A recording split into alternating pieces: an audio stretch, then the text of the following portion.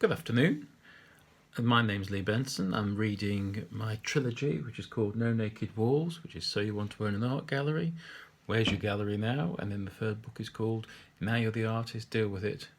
We're now on about chapter 47, 48, and this is Act 3, Scene 1. I decide to take a long break in the southwest of England. And while sitting in the pub, I spot an advert in the local paper about an art group that loves adventures outdoors and painting on plein air. Obviously, it's totally dependent on the weather, but I ring them up and arrange to join them.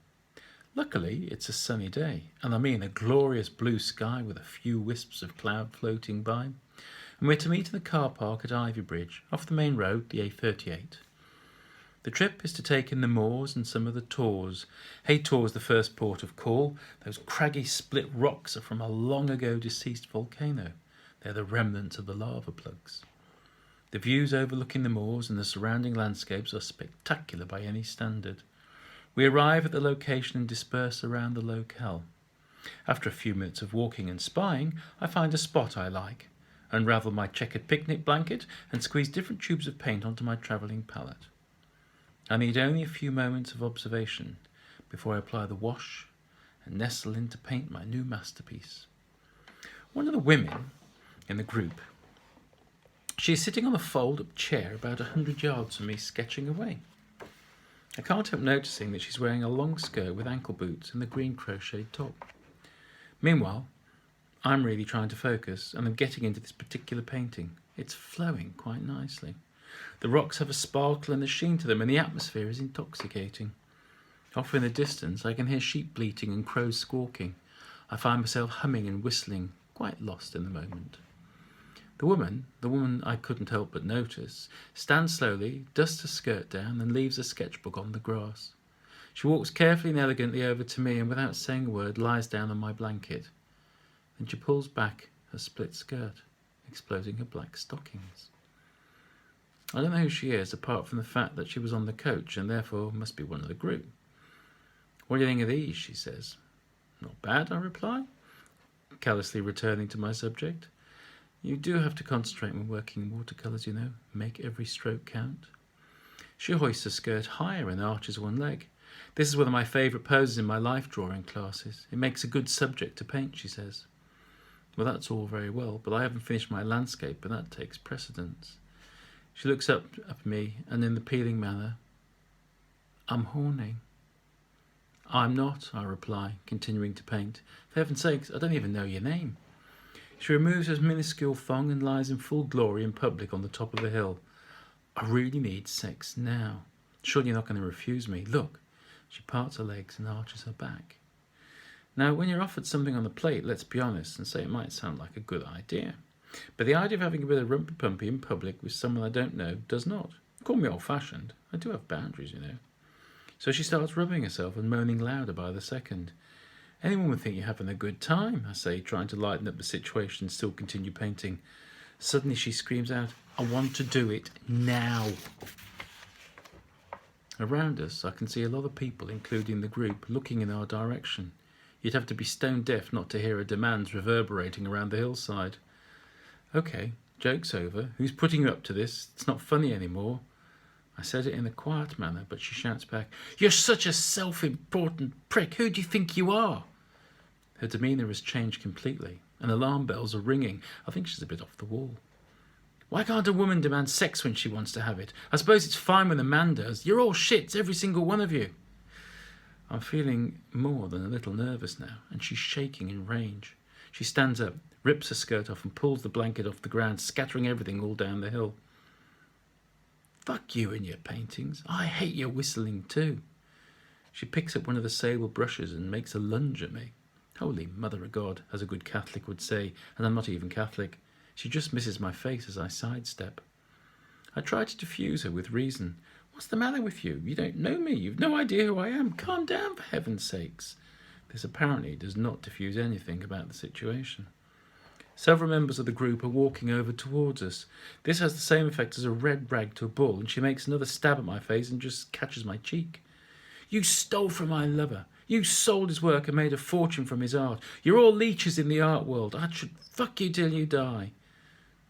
Then she lets out another almighty scream and collapses on the grass in a semi-naked heap. She's sobbing hysterically and rolling around on the ground.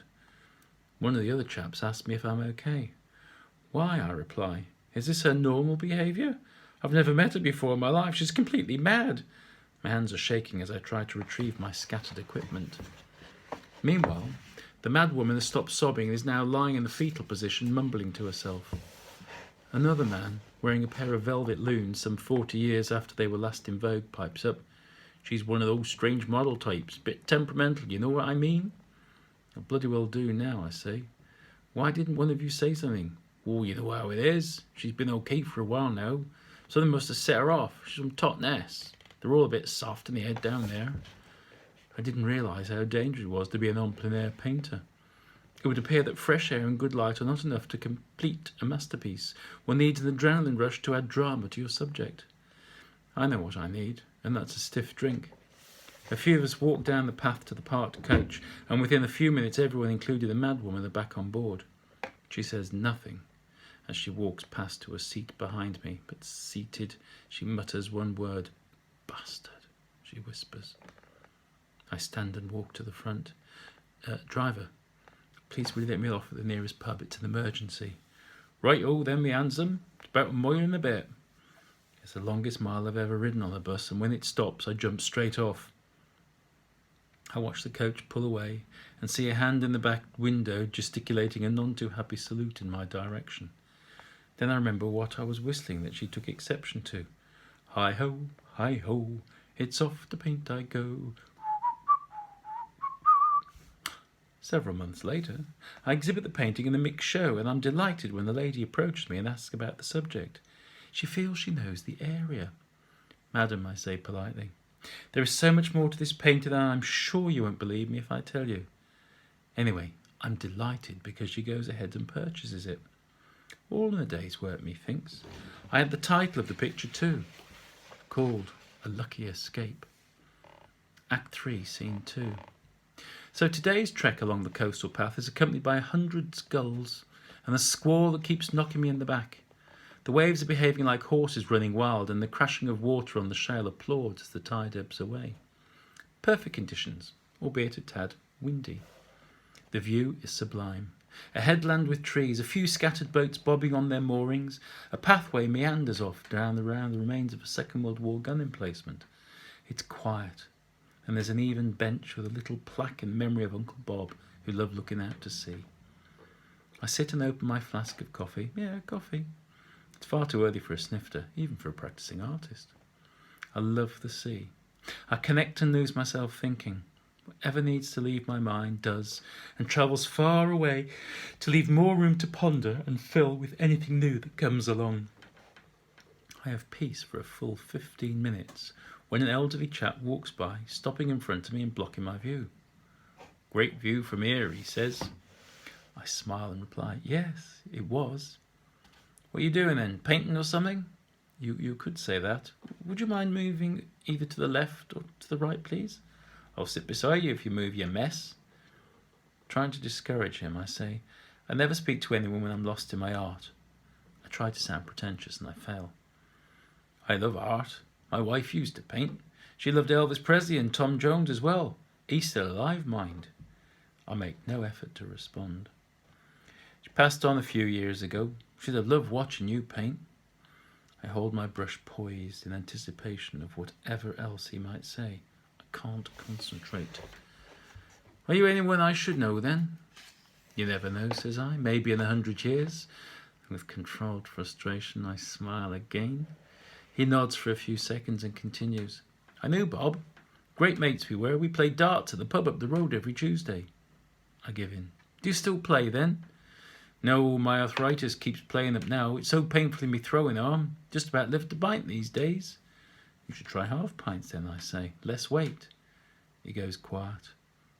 I dip my brush into the water and I nearly get to apply it on the paper with... Fancy a beer then, he says.